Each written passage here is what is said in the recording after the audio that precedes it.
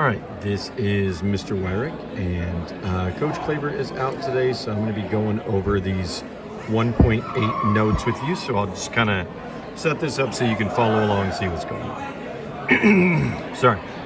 So on slide number 2, a Venn diagram. You've probably done these for English. You've been talking about characters, and it's like these are the character traits for this person, these are the character traits for this person, and this is the overlap.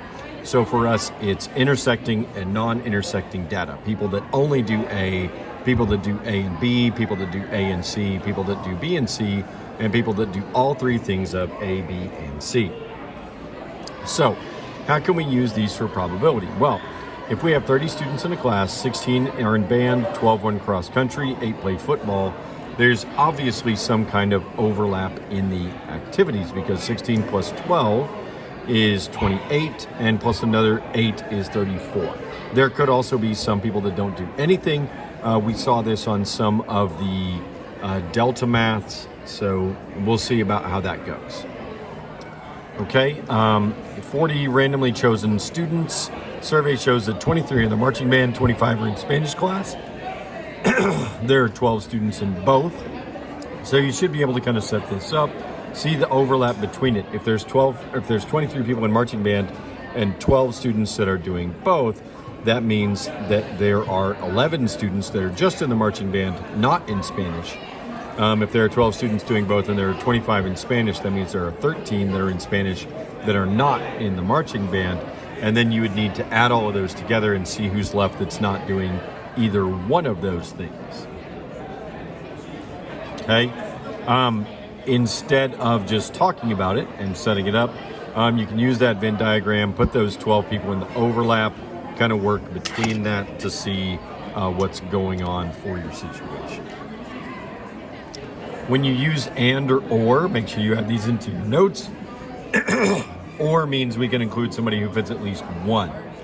Okay, so if you're talking about everyone who is a freshman or an athlete, that's all of the freshmen plus anybody who's playing a sport. If we say everyone who's a freshman and an athlete, we're limiting that population size to just the freshmen who are in some kind of sport. On our sample problem, there's 75,000 surveyed. How many people have all three? That would be this 333 in the middle. What is the probability of having at least one? So having at least one, you would need to add this, this, and this, the ones that have just one. You would also need to add the ones that have two, and you would need to add the ones that have three. And once you get all of that stuff added together, it would be out of the 75,000. That would give you the probability of having one of these things here. What is the probability of being diagnosed with chronic bronchitis or emphysema? So chronic bronchitis is this yellow circle here. Emphysema is this green circle here. So we would need to add everything in the green circle. We would need to add everything in the yellow circle, but we need to make sure to not count these people that are in the overlap twice. They're not two people. They're not someone separate with emphysema and chronic bronchitis. They just happen to have both, but we only need to count them once. Given that they have COPD, which means they only follow in the blue circle, what is the probability that a person has chronic bronchitis? So that would be these out of everyone that's in the blue circle. So because we're saying that given that. How many people were diagnosed with chronic bronchitis? Again, that would be everyone in the yellow circle. Given that a randomly chosen person had bronchitis, what is the probability they also have COPD? That would be, again, this overlap here between the chronic bronchitis and COPD, just like we were kind of looking at in the last one.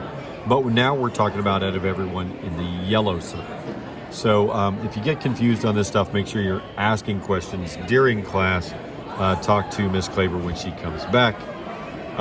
Make sure to add into your notes. If you ever see given that, it means you limit your total possible outcomes to that population.